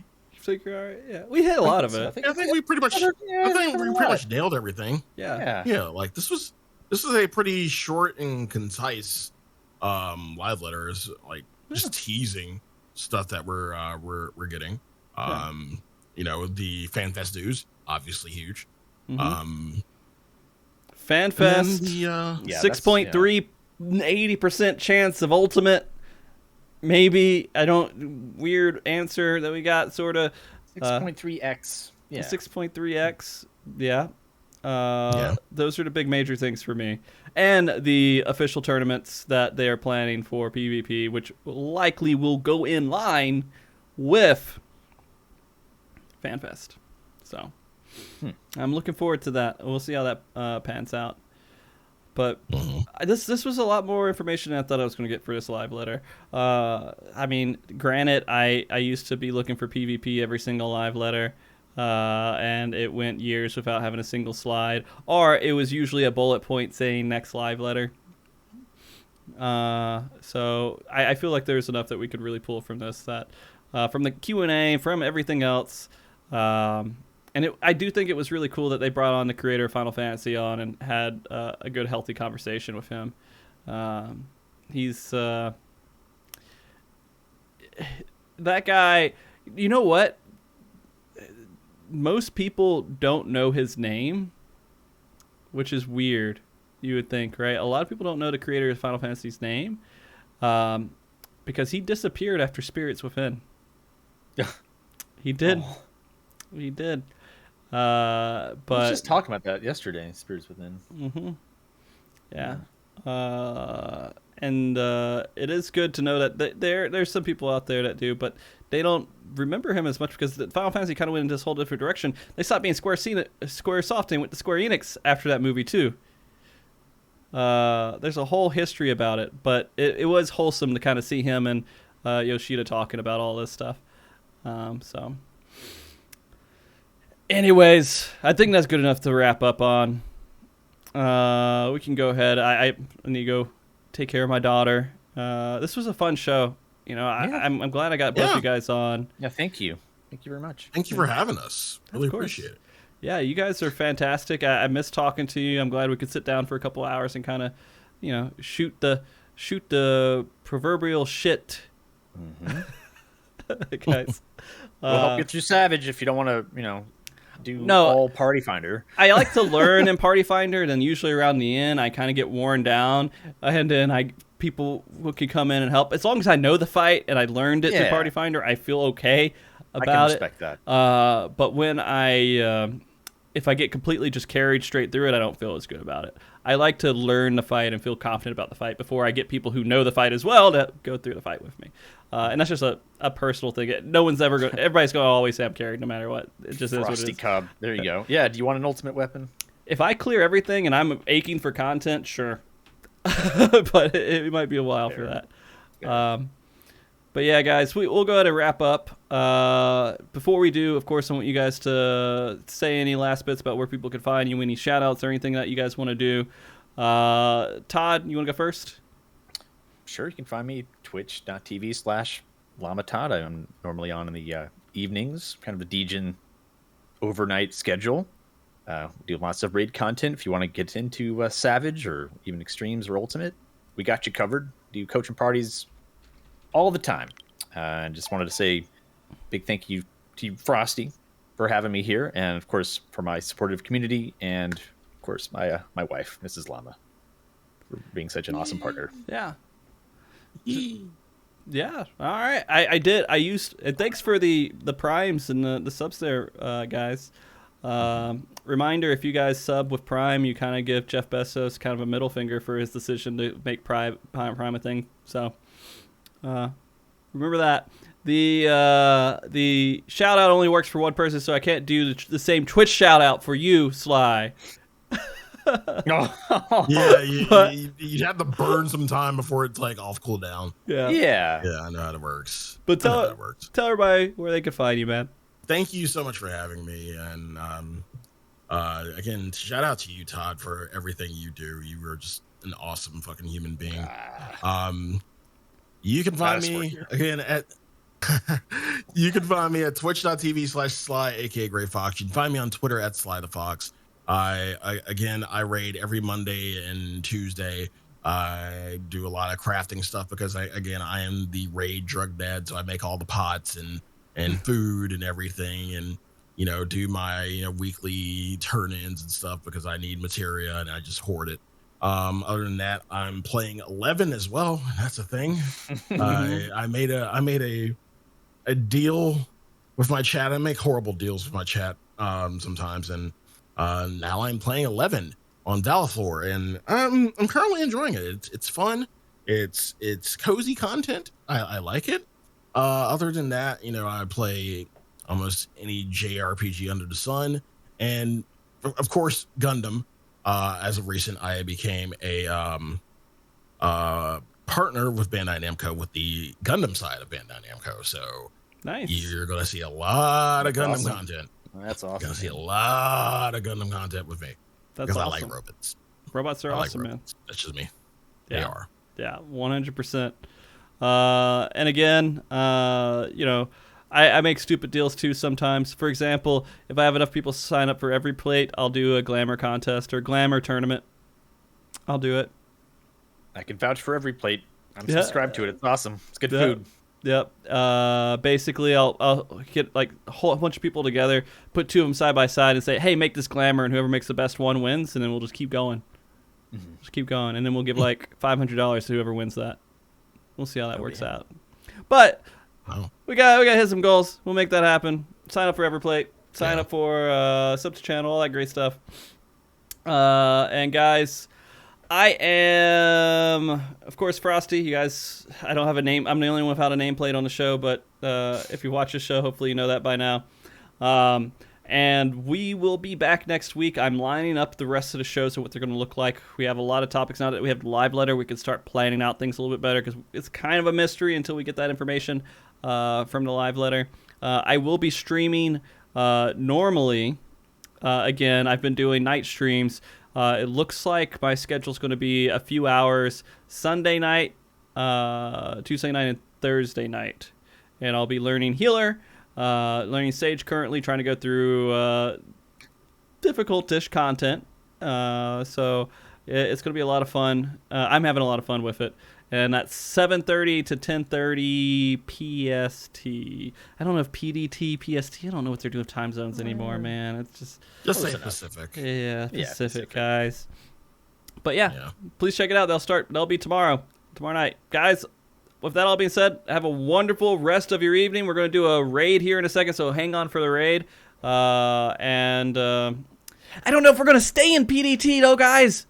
I don't know if it goes back to PST standard time. Are we standard now? US is weird. They're like, we're not doing time changes anymore. But time is stupid. What is it? There's no clarity. They're just like, hey, that's the decision that's made. But there's no details to it. What the all right, anyways, guys, stick around for that raid. I'm going to run the credits, and then we will raid somebody. And thank you, everybody, for watching. Bye, guys. Everybody say bye. Thank you. See ya.